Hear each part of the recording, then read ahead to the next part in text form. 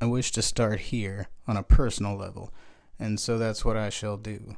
I shall here be rather vague and imply certain aspirations, certain dreams and intimacies.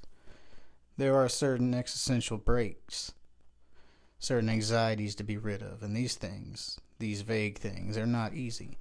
They require grace and patience and an eagerness to join in on certain struggles, even if the hand is given simply full of support and understanding. Understanding is an interesting concept, one I'll return to with vigor one day. The understanding comes with time, see. The support, I hope, starts sooner. Strange creation, in many strange ways, is actually quite an old creation. On one hand, it's about 8 or so years old, nearly a decade. In this sense, it was birthed in the back of a refrigerated truck, born out of pure frustration, gas station food, and marijuana. On the other hand, it's even older, over 18 years old, nearly a decade older, in fact, born out of a reading addiction, ADHD, and depression. Because life is wild, it's only been walking around in the shadows. What do I mean? I'm sure all of that was confusing. Oh yeah, the refrigerated truck days. Pulling produce. That job sucked, but we had fun, and I mean, hey, that's when we started working together. Yeah. We had like 7 years of that. Not there, thank God. Yeah, and that's kind of part of the origins of this, as that introduction implied. But I figured that's kind of what we would do, fill in some of our own backstory. We're trying to be hosts, and those people usually have some kind of story to make people interested in listening to what they have to say. So, well, how about this? We definitely don't have long enough to give y'all like full backstory on us. So a comprehensive story. This is blunt talk. Let's talk about getting high, and how about starting our podcast and our company. All right, for sure. So I would say that goes back more than half of my life. I was one of those church kids for most of my childhood. I guess if I wasn't reading horror or being a weird kid, I was at church being a weird kid and reading a different kind of horror tale. But so my first actual experience smoking weed was in the basement of a church. Very nice. In between, our specific Sunday school teacher always gave us like a little snack break so we could run to the candy machine or get a soda or whatever and then come back. And me and a couple of the other guys used that time for a different thing. And that was really my first, exposure to that. And then my neighbor used to grow on his back porch, and once I got the understanding of how all that worked, then I was regularly hopping his fence and getting some of that. And the one with the dogs? Yeah. Okay. Yeah, that's basically my origins on that. So, what about your first time? My first time was smoking with my little cousin. He got me high my first time. We smoked in the garage at whoever's house we were at, pretty much. He would roll a joint and we would get high as shit. Yeah. I mean, once I was a smoker, a lot of mine did kind of start happening regularly at family get-togethers. Me and the cousins would all go for a walk while the parents were talking. We were talking first time there. That was I was no smoker, that's for sure. Back then, it was a few years really before I consider myself a smoker. I mean, I didn't really become like regular immediately. It was more like special occasions, like Boy Scout summer camp. Get high a lot there. Certain camporee trips, you get with the older scouts, and they're already into that. And then later on, when you're the older scout, like you're the one that's into that, and so like you're introduced. Less kind of a generation. You're the one passing it on. Yeah, passing it. You know. I get it. All right, so this is blunt talk, and we're talking blunts. So when was the first time you smoked a proper blunt? Oh man, probably when I first started smoking semi-regularly. Me and Nick would all he smoked and I'd smoke with my cousin Jake, but we never smoked together. And finally, I started smoking with him, and it was when his uncles would come by. They'd smoke with us, and John would always pack a pipe, and but Paul would roll a blunt, and that man could roll one, man. I'll tell you what, like, he might be better than you. No offense taken, I mean, the first time I smoked a blunt was probably one of these Boy Scout events that I was talking about. But the first real time that I rolled the blunt, I don't know. For me, it was easier back then in middle school and high school when I'm trying to become a proper stoner or whatever. It's a lot easier to conceal a pack of papers. Yeah. Because you're not going to damage the Rillo. True. And a pipe is more, It's kind of obvious, and, like, it's so easy to break. And it holds the smell, so definitely don't give it to Chase.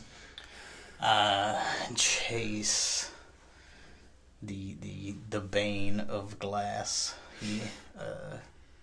He was up to quite a few pieces before we just stopped bringing glass pieces around him altogether. But we saw a lot of pieces go over the years, and I don't know, like, there's a big percentage of them. I'd say, just ballpark here, 90%, we're all Chase breaking them.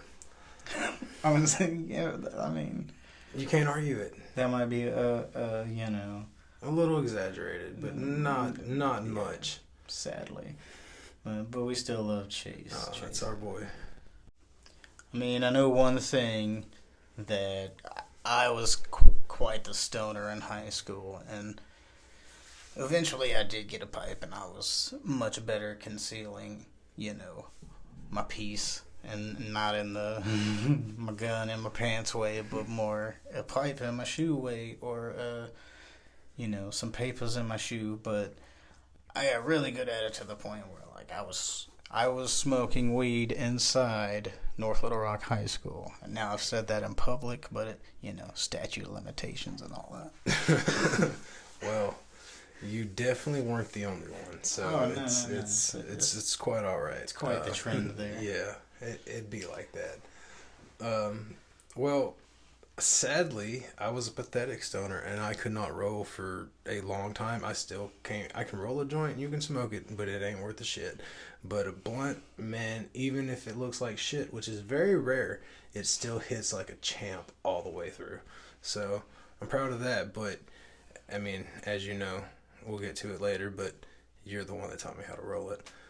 So back then, no, couldn't roll, couldn't carry it on me like that. Didn't really smoke enough that I ever had weed on me anyway. When I smoked with my homies, they had a pipe, something like that. If I was at school, someone would pull out a blunt. So, yeah, no, never had it on me. Always was high. Man, I know at least at East Campus, which I'll go ahead and explain this for the non-local listeners. There's North Little Rock High School for the longest time was split off. So, like, you had your 9th and 10th graders at the East Campus, which used to be like the old Northeast High School. Yeah. And then the 11th and 12th graders over at West Campus, which was the old fucking... We call it Old Main. Yeah, it's the old Main High School from back in... And they used to be rivals because they were the two North Little Rock High Schools, blah, blah, blah. They ended up merging. Now we got the Chargers and the Wildcats became the Charging Wildcats. But then they would just have ninth and 10th graders at East Campus. And so when I was there, the way that I got most of my weed, other than when I was able to scrounge some from my neighbor's plants over there, Yeah. there was this girl. Her name was Katie. I don't even remember. But yeah, I used to just bring her a little money in the morning, basically what my lunch money was, or just whatever allowance I was getting. Let me get some salad. And she would just like roll me like two cute little joints. And she was actually the one that taught me how to roll a joint. But the main way I learned how to roll a joint was I just went and bought a pack of papers. And just kept trying. I just kept rolling them, breaking them down until like around like the last few I smoked the last one and it worked and I was high. But still to this day I've always been much better at the blunt because it's more like a sculpting art form. And I'm an artist. Yeah, I'm an artist. So I wasn't like, the stoner guy in high school. I was stoned a lot. Quite a bit, really. I'd dip off and smoke with homies, Bobby and, Jeff, those guys, but not often. Usually just random guys that I kind of grew up in the neighborhood with. Honestly, half of them, I couldn't even tell you their names. We just knew each other from the neighborhood. But, yeah, I just smoked with them, but usually in high school, I was asleep or... As much as I always say I was friends with everybody, which is true, I had a lot of enemies as well. I was either throwing hands or I was asleep. That was kind of my high school career. I was mostly known for two kinds of things. I wasn't necessarily only known as the stoner, although... to most people that tended to be quite obvious and a part of my image or whatever people perceived me as. But I was also the kind of weird eccentric kid who always had a book in his face, and occasionally they saw me in class. Often they didn't see me in class because I was either at home, either sick or suspended, or I just wasn't in class. For example, for someone like me, having the biggest, nicest public library in the city right across the street from the high school was mighty convenient. Oh yeah, we just walk over there all the time. No one questions you when you're wandering around a library as a student, and so like having the backpack on is even more convenient because people won't ask you questions. But then you're also far enough away from the school that everyone at the school just thinks you're not there or whatever. Yeah. So you just gotta hope Coach Burnett doesn't catch you getting through the parking lot. I mean, you just have to be slick about it. You have to do it at the right time. We just did it at lunch. Yeah, I mean that, but it's also if they're distracted because there's hallways full of students. Oh yeah, middle of class is like best time to go. And so that was me. I was the guy wandering the hallway or finding some place to chill instead of class, to read my book. Often after having gone off somewhere and smoked me a bleezy. But this kind of leads us up to this, that did the smoking of the weed have much of effect in this period on like your specific taste, or did your taste like already kind of coincide with the being a stoner thing? Yeah, I would say the second one there. Like all the things I were into and the friends I had because of our mutual interests, they were all stoners. So even though I didn't smoke with them for a while, I smoked on occasion. I smoked on occasion, but once I started smoking with them, it just kind of, I became a stoner because of my influence around me. So y'all hear that? This is a bad influence is what caused it. No one said bad. I said influence, not bad influence. There's a big difference there. That's fair. I mean, that also kind of goes along with mine that like I've always been into the creative arts in some form or fashion, whether it be music or film or literature, and especially in the pulpy, culty kind that I get into, there's a lot of drug influences. So it's almost like it was natural for me to end up being a stoner and being into that kind of thing.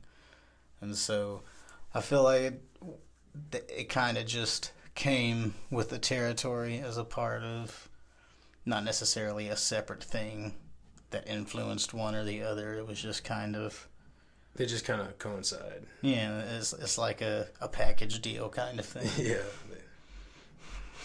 So that kind of brings us around to the beginning of this particular thing, this friendship between me and you. Like, so we're talking about Like, influence, everything. How did we? how the fuck did we become friends? Like, we went to the same school, but 2 years apart. So, as you said, they were separated. We didn't go to school together. Yeah, You went to school with my sister. Mm-hmm. No. So, my best friend growing up, our dads played pool together on the weekends, and they lived like 5 minutes down the road from us. So I went and hung out with. I got invited to his birthday party when I was like a little kid. No one else showed up. We became best friends, and like after that, we just like kicked it all the time. Well, he went to school with Aaron, my friend Nick. Kind of most of my friends are all guys that went to school with my sister. That's how I've become friends with you. We've knew each other for years, and then really when we started working together, that's when we really started just hanging clicked, out all yeah. the time. I mean that's really, just the group of friends that I ended up, the goths and punks and burnouts and like that whole crowd. You know how it is. Your friends drift in and out, and there's like a fluctuation. And yeah, like we just kind of ended up on the same little end group, basically, right after my crowd got out of high school, and you were still hanging out with Nick and everything. So we ended up having to go to each other's houses more often because you're not like right there at school all the time, anyways.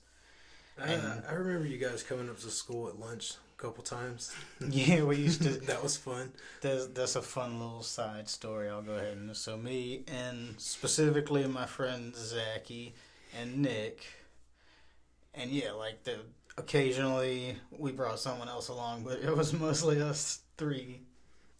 I would just go out to the courtyard at lunch, and they'd be like, "What's up, Mike?" And I'd be like, "Oh, cool."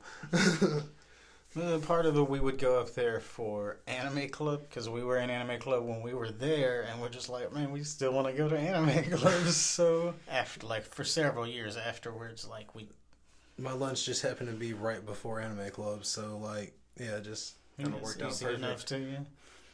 And so, yeah, these little events is really where me and you got acquainted. Like we knew each other through, friendly ties before that, but that's really when we saw more of each other. And you remember the circle. Oh, of course, man.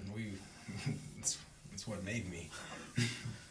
The circle is legendary and really, like we were saying, there's Nick and Zachy. They live together. You live right down the road. You were already always there. And me and Zachy were super close best friends, and so I was always there hanging out with him. I was Nick's best friend, so I was there. Hell, I was there every summer before Zach ever even knew him, Yeah, and so...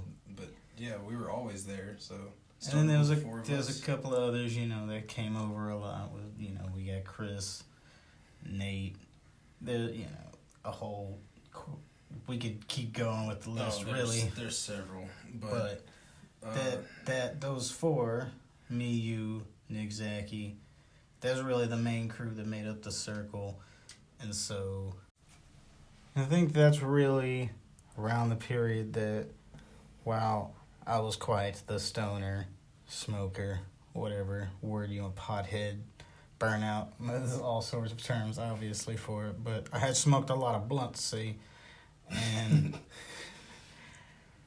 this is really the period where it became more of like a daily ritual kind of. There was just us group, and we was smoking together, hanging out, going places, going to the zoo, going to the fair. Yeah, I'd come over and kick it after school, and you guys be there, and we'd smoke. And then once I graduated and started working, I quickly went overnight, and that just meant I had all day to smoke out with my homies or run around doing shit, chasing pussy, whatever. I mean, that was really the thing, is like, we all had varying jobs in and out of different kinds of work. There was some drug dealing and just all sorts of things, and it was pretty much Nick's house. And there was a couple of other places before this specific period, but I guess we all just kind of settled on Nick's house after a while, and it was just a rotation of folks that would come through there. Some periods, like, I'd be there and not even leave for like several days at a time. Other times I might be there 3 or 4 times in one day because I had other shit I had to do, but the homies is kicking it, and so that was really where that happened at. His house was always a house growing up, man. That's where everyone kicked it. I mean, hell, that's even where like family get-togethers happened on like Razorback games and stuff like that. I remember being over there. There was always visitors there. Oh yeah. Whether it was several of us, and I mean, I've been there at some points. There's like 20, 30 people going in and out, like just within just a small, short period of time. Shit, you got 15 people in the house, 5 people in the front yard, about 10 in the backyard. Just kicking various drug dealers showing up. Jesse with his computer parts. About a dozen other people just pop in and out throughout the night. I remember that time. It was shortly after I got back from going to Oregon for a while. I know what you're about to bring up. And yeah, it was Bean Dip and all his cousins getting out of the trunk of Adam's car, and there was just like 15 people just piled in out of this one little bitty ass car. Oh, Bean Dip. I remember. I mean, it sounds stereotypical, but I synced it. Yeah. I was a part of it. I was one of those people that got out that car. My first memory of Bean Dip, bro, was when Nick's parents went on their vacation for their anniversary. So everybody got together and we were like, we're gonna smoke out in the house and like, spray it down. Sorry, Sheila, and like spray it down and everything, before they get back. And it always worked. We did it every year. It was a tradition. But it was good times. I went with Nick. And I don't remember who else, but we go to get some weed, and we just hear like Jeremy go, Bean Dip, it's better than Supernova, when he takes a hit of it. And we were like, I don't know what Supernova is, but apparently it was pretty good shit, and this sounds better. I remember Supernova. It was pretty good. No, Bean Dip is kind of one of those legendary characters, and I guess our friends' history would have the mythology that makes up who we are. There's several other figures like that, and we could just keep listing names, but one that we haven't brought up yet, and she definitely deserves some attention, and that's Katie. Katie. Can't forget Katie. She'd probably kill us, but yeah.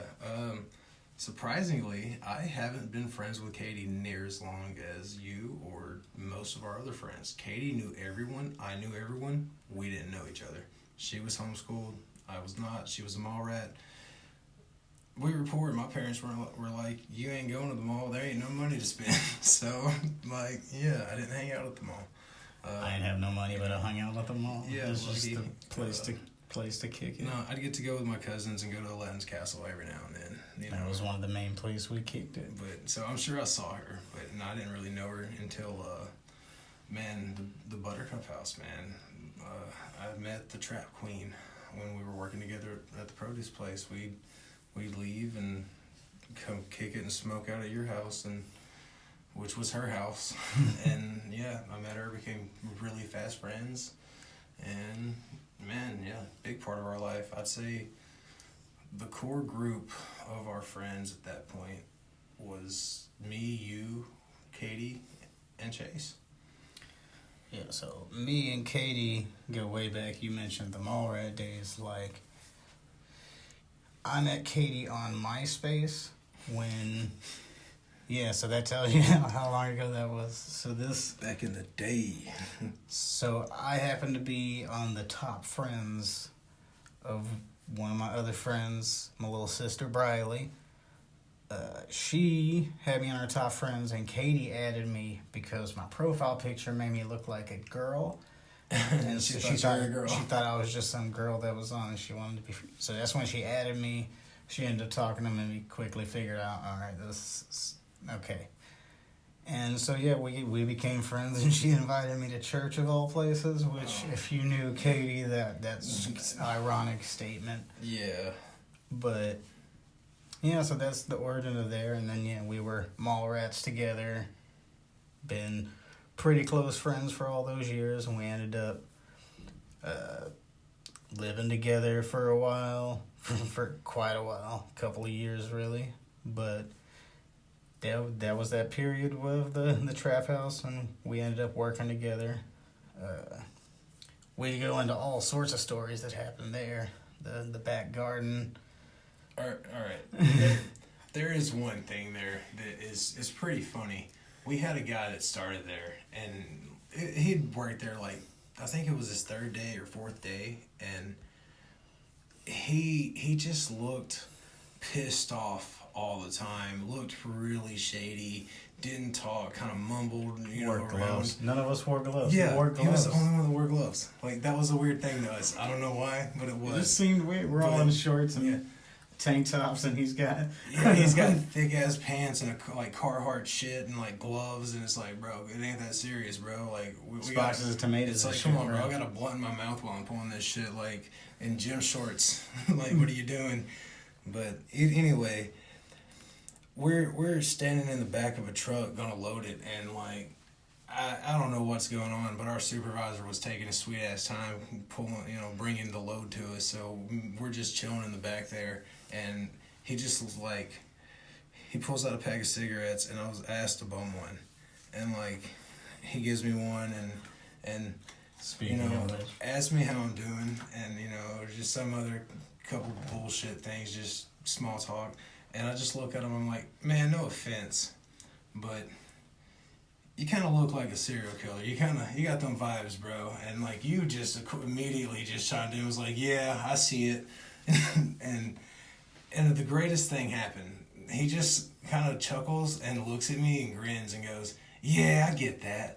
And like, after that, dude was just cool as shit. And like, we just had to like shit talk him a little, and like, he was just smoking with us. Remember his little pipe, bro? The little metal piece of shit. Yeah, he just pulled. Oh man, those days we'd have two pipes going, his and mine, and like, I always leaned against my truck on brakes, so you guys would be standing on the other way, and it just the gravitational pull of being high, everything. Like, I'm leaning against the truck, everyone passes to me, so I'm just hitting everything. Yeah, those days were great.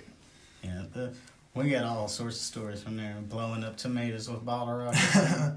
Oh, there was a firework tent like right down the road from us, and one of the guys we worked with just pulled up one night and opened his trunk and had just like a shit ton of like boxes, like cases of firecrackers, little dynamites. So we had like a case of tomatoes that had gone bad, and we just like, we had to throw them in the dumpster. So instead, the other half of the warehouse, the building we were in, wasn't owned. It was like abandoned.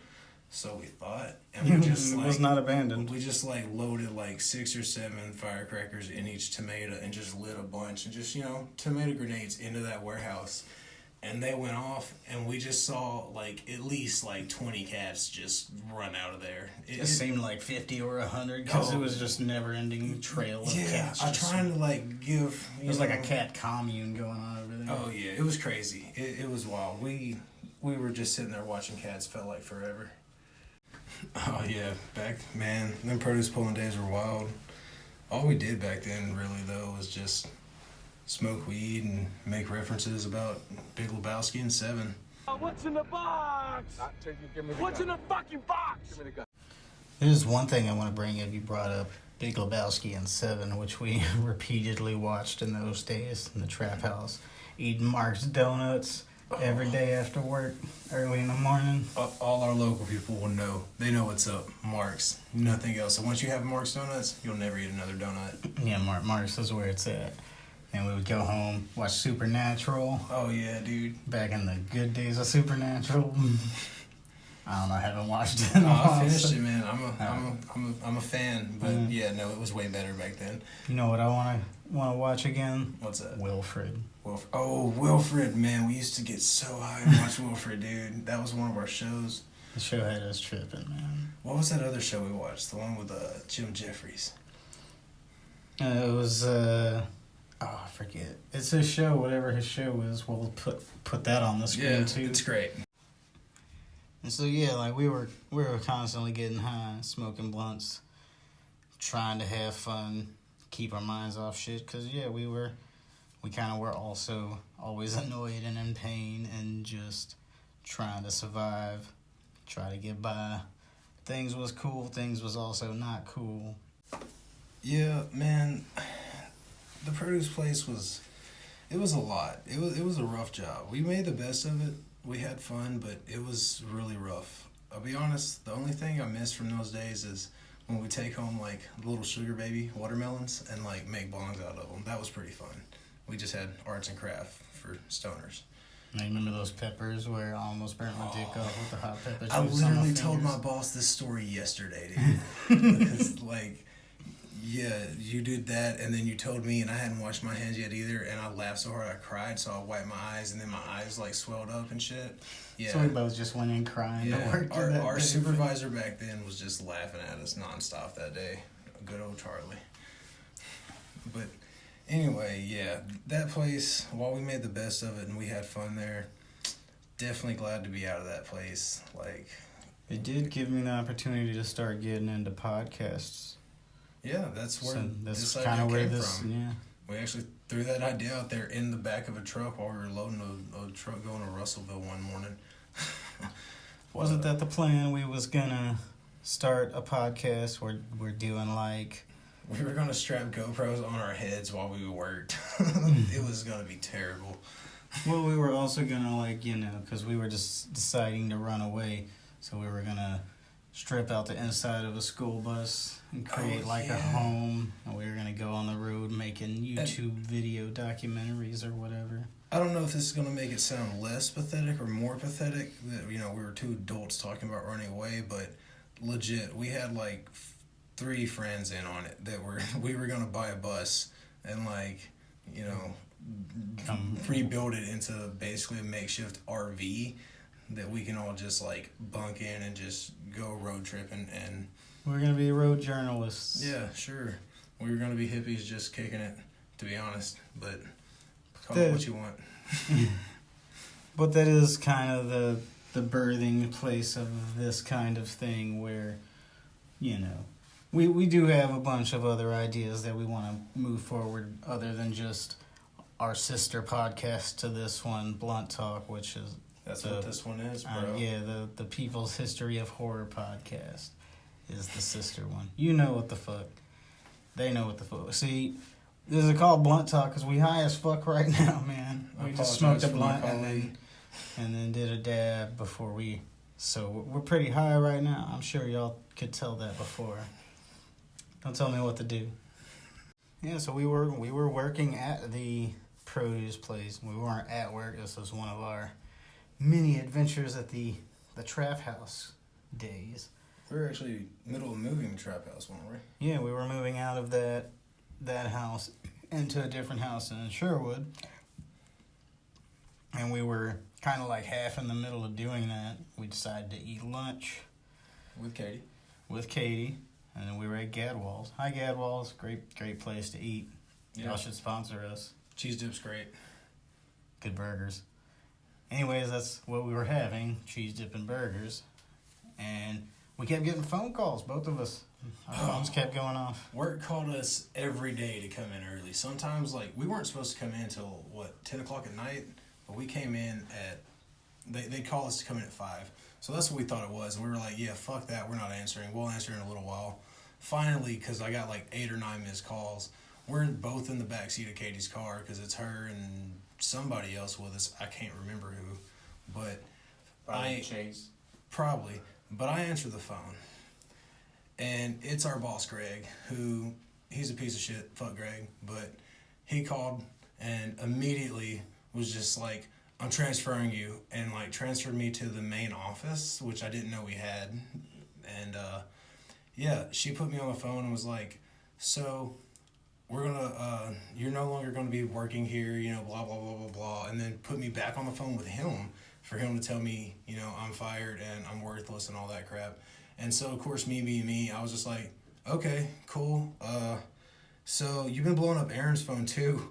So I'm assuming you called him for the same reason. You want me to just give him my phone right now and you can just tell him the same shit? And dude was just pissed off about that. And so he hung up on me. He calls Aaron, and Aaron hands me the phone, and I'm just like, yeah, me again, asshole. And like, he's just like, fuck you, and like hangs up, and apparently called Aaron and fired him later. But yeah, that was how we lost that job, and we literally both re-upped, and so did one of our other homies, Chase. And for all you non-stoners, re-upping is when you buy more weed. Yeah. We both bought quite a bit. We had a lot. And then Chase did too, and so we all three had a lot, and he lost his job.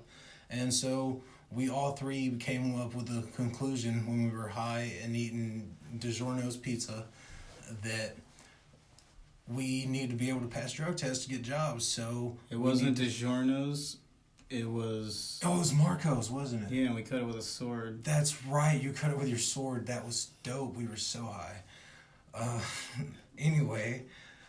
We decided, you know, we need to be able to pass a drug test. So what do we need to do with all this weed? We got to smoke it all. That way we can get it out of our system. So we can get a new job. Yeah, and, you know, we all ended up getting jobs that we never had to get drug tested for. So it worked out because we didn't stop. Funny story, like I thought I was going to get drug tested because the job that I got was a Walmart neighborhood market. Turns out that they weren't going to drug test me, but I still got Chase's dad to pee in a glue bottle. Oh, yeah, I remember that. So I just had my friend's dad's pee in my pocket while I was getting interviewed, but I didn't even need it, which made the whole thing even more awkward. That day. Oh, yes. That day. What a smashing event that was. Okay. Yes, it was. Quite literally. Yeah, so we're both jobless, and we both have interviews lined up. I am going to take him to, because I always drove, I'm going to take him to Walmart neighborhood market, and he's going to have an interview, and then we're going to leave there, and I'm going to go to Whit Davis Lumber, and I'm going to have an interview there. And I never made it because we left the neighborhood market, and right in front of Dillard's, somebody ran a red light and pushed me across 4 lanes of traffic into another car. And my truck was totaled, and we went through the dash, and, you know, we were without a job, just a couple stoners. Our, you know, Katie and her boyfriend at the time, Bobby, you know, mentioned him before, he was one of my homies in school. They come and picked us up, and, you know, we took a Xanax and went and ate some Mexican food, and then went and chilled. Aaron ended up getting the job at Walmart. I had a little bit saved up, and since my biggest bill was my truck, and it got paid off, and I got cut a check for the rest, I was living off that for a little bit, you know, dealing with my leg injury. And finally, I got a job right down the road at the pizza place. And so, yeah, that Mexican restaurant we went and ate at, I stole their cheese dip bowl, used it as an ashtray for years. I remember this. I remember that ashtray. Yeah. But during that period, living out there, I didn't have a job for a while because I lost my job at Walmart neighborhood market, mainly due to transportation issues. And this is also the period I want to take the time to do a shout out for another pretty good podcast. It's the Stephen King cast. He does something similar where he kind of goes through Stephen King's career and everything. But because one day I had to walk from Walmart neighborhood market in Mall Mill all the way to our house in Gravel Ridge. Man, no. I listened to the majority of this guy's podcast, during that period, and is also kind of the origin of this particular idea of the people's history of horror, where him and this other guy, I haven't been able to find his podcast. I think he does something else now, but he was called Professor Tolkien. I think his name was Corey Olson. He's like one of the preeminent Tolkien scholars. It was those two things that really got me into podcasts. And then there's the H.P. Lovecraft Literary Podcast, which is a similar thing with Lovecraft stories. You should go check out all of these that I'm mentioning, by the way. But that's really the period where I was into that, and so that's kind of where this came from. It's also useful to listen to working in a warehouse. Yeah. It makes the time go by pretty quickly. But, yeah, so shortly thereafter, I needed a job. This would have been during the quite interesting days of the 2015-2016 presidential election, where we were all introduced to the great talents of Trump. When we all thought it was still just a joke. We obviously won't get too much into a funny joke, like, at that point. Yeah, it used to be funny. We all laughed. Not anymore. Anyway, so shortly thereafter, I also started working at a certain pizza place. Yeah, so I got a job there, and U.S. Pizza Company of Arkansas, by the way. Yeah, Levy location. I don't even know if they're open anymore, but, that's where we were. They're not. Oh well. That's sad, but oh well. Anyway, I needed a job, and I was like, I'll be a line cook, sure. And I put in for that, but I was like, no, I really need a job. So I also put in for, like, cashier and for server. And I was like, God, don't make me wait tables, but I'll do it if I have to. Went up there, and immediately they were like, man, we're down 3 people in the kitchen. When can you start? So I started the following Monday. Got up there, and by day 2, they were like, all right, this is our head kitchen guy. You're going to just train under him. He's going to teach you how to be his backup and do his job. And I basically did his job for him after that. So 2 weeks in, I was kind of running that kitchen. It was pretty cool, but I say running it loosely. No one really ran it. It was just kind of everyone just jump in and do shit. But I kept things going. I did all the important jobs. You worked hard while you was there. Yeah, but, like, that was at first. We were still down, like, 2 more people. So I was like, hey, I got a homie, really needs a job. We work together at this produce place, really needs a job. And they were not listening to me. So I didn't go to the main manager about it. I just kept going to the assistant manager. And I told Aaron, just go put in an application. So the head manager comes to me and goes, hey, I saw this guy put an app. Y'all work together. And I was like, yeah, I told him to do it. Hire him on. She hired him. We changed the atmosphere of that place. Next thing you know, everyone's kicking it. It's just great, fun place to work after that. And that really started continued our friendship at work. Yeah, I didn't really get any training in that place. It was like my first day. They just put me on the make table, and it was just kind of gave me a couple of pointers. The oven guy at the time he was just as busy as I was, so it's not like he was able to really do my job for me. So, yeah. Yeah, no, it was just kind of watch what I'm doing and do it too. It was just learning on the fly situation, figuring stuff out yourself a little bit. And it wasn't just a couple of weeks like I was the master of the salad room. Head salad tosser. I could toss some salads with the best of them. Facts. But, yeah, like there was... I like the environment of that place just because we were able to just bullshit back there and just shit talk, say whatever we needed to say. It was kind of a, for the most part, loose environment. Like, they kind of had the mentality of like, are you doing your job and doing it well? Stuff getting done. Then whatever, you're just keeping it fun. And honestly, most of the managers we had would just chop it up with us too. So Yeah, we they had were a all couple, cool we had a with it. couple guys that kind of had to stick up their ass, but for the most part, they were cool.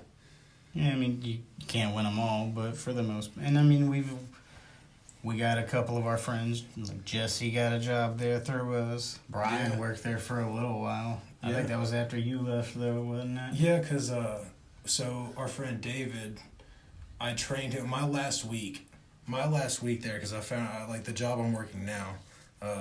Another one of our friends got me that job, and I left the pizza place.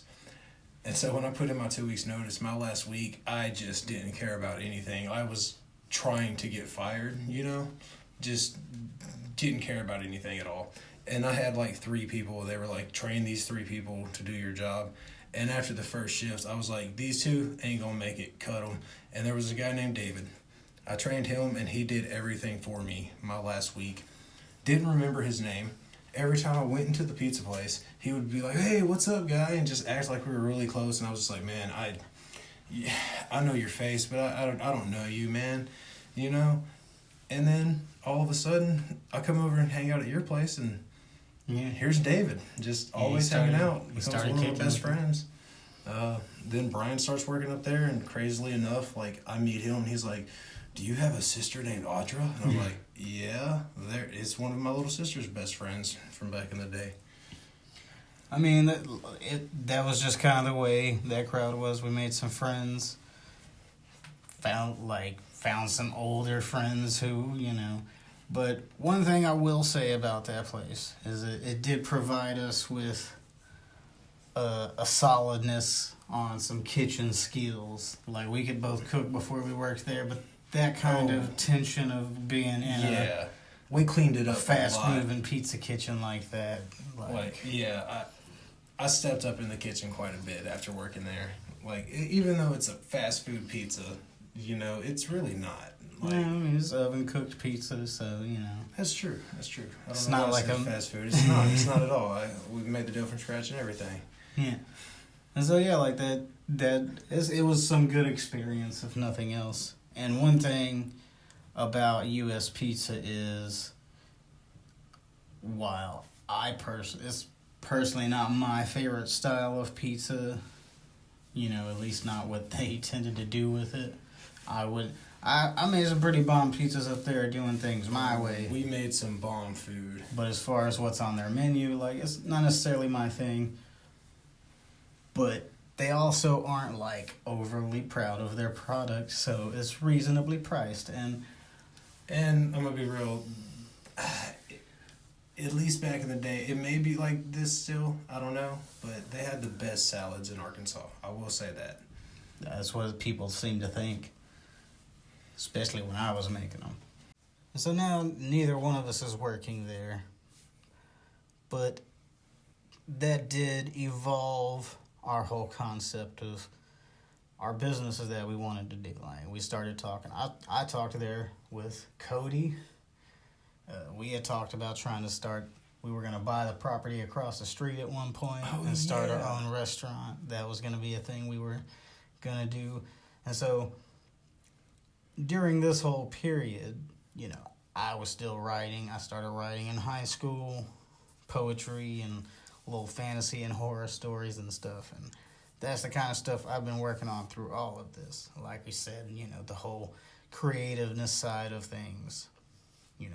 Back in high school, I was a stoner, but I was also in the theater kids group, which really was just another subset of the weirdo group that I hung out with anyways.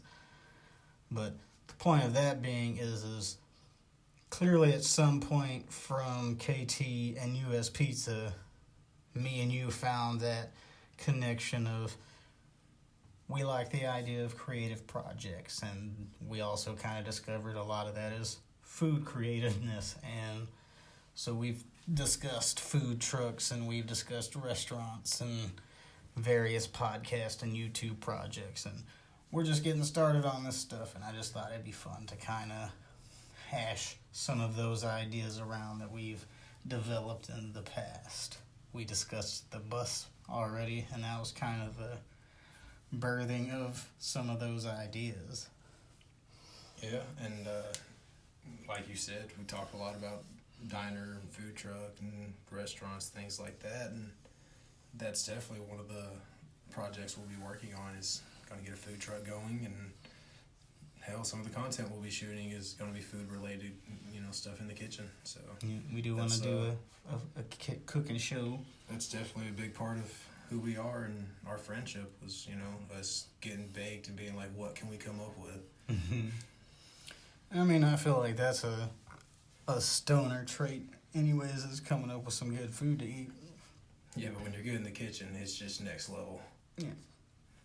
But, we also like to fuck around and do this kind of thing where we just have deep conversations, and that's what podcasts were made for, is really just long form conversations. And so obviously that's where we were going to start, because that's what we do anyway. Yeah, and it appears that we're not too terrible at this, so guess we'll keep moving forward with this project. But we do have some other things that, eventually want to get around to telling the story of the clown apocalypse. Oh, all right. Our homies will know what we're talking about there. And in fact, I'm sure several people our age will. They'll remember the incidents. Yeah, like clowns were trying to take over the world for a little while there. What was that, 2017, 2018, something like that? I don't remember. It was around the time that, right before It Part 1 dropped. That was 2017. That makes sense. But yeah, so, I remember I saw one on the side of Camp Robinson Road at one point. We were smoking a bong in Nick's front yard, me, Nick, and Jeremy, and we saw a dude walking down the street in a clown suit, and we started hollering at him. We're like, "Hey man, hey, you're in the wrong area. I live off Pike. You can't do that." I was like, "You can't be out here like that, bro. Not right now. Like, clowns have been running up on people with knives and shit. Like, you're gonna get killed." And he was just like, no, it's just funny, and kept walking down the street. And dude, shit you not, he made it about a block further, and we watched this gang of dudes just run up on him and whoop his ass. We're just like, well, you're kind of asking for it, so let it ride. Yeah, it's probably not the best of ideas, but yeah, that kind of developed into several conversations. We talked about shooting a film in Burns Park with a bunch of people dressed as clowns running across the field. I thought that was an interesting image. And yeah, that whole idea evolved. I've used it in some of my fiction, which I'm working on. Coincidentally, it's called the Strange Creation Trilogy that I'm working on. So who knows? Maybe one day we'll have a cartoon of it or something. Yeah, it all ties together. It was fun topic. So I guess you think they're probably tired of hearing of us yet? Maybe, but this whole thing was kind of just to get to know us. Yeah, tell some of our backstory. Let's name drop some of the people that we'll probably be either inviting on here or name dropping again in the future. Big parts of our life that will definitely come up again, so figured y'all get to know them now. But like I kind of referenced before, is during this whole period, we've come up with ideas, had super deep conversations about various dreams and things we'd like to try, and I guess we kind of figured that this is one way that we can kind of pour some of that spirit into these projects. So we mentioned the food truck and this here podcast and our other podcast and my blog and my books that I'm working on, and we got a whole list of ideas that we haven't even referenced or brought up before, but we'd like to make some various films and comic books and all sorts of stuff. So this is just a way of kind of allowing for us to wax poetic about it occasionally. And so something like this, where we go back and discuss some of the stories, inside jokes, friendships and such that we've had. We like to talk about that stuff, and at least we think it's interesting. If you don't, then go listen to our other podcast. It's a little more serious. Yeah. So we figured we'd use this one to have fun and kind of tease some of our upcoming projects even. So if you're listening to this and you hear about something you'd like, go get on one of our social media pages and tell us, hey, do that thing. It sounds cool. And then you can give us money for it. And then we'll do it. That's the deal. That's a good deal. Yeah, I thought so. All right, well, I guess till next time, keep it strange. Signing off.